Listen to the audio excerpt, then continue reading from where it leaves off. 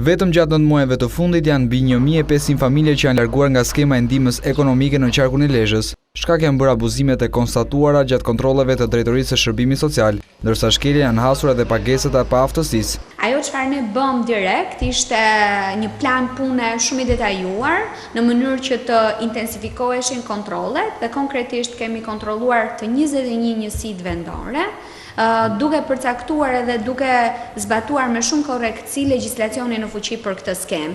Aktualisht në korrik të 2014-s, numri i familjeve në skemën e ndihmës ekonomike është 6052 familje, që do thotë një zbritje prej 1501 familje.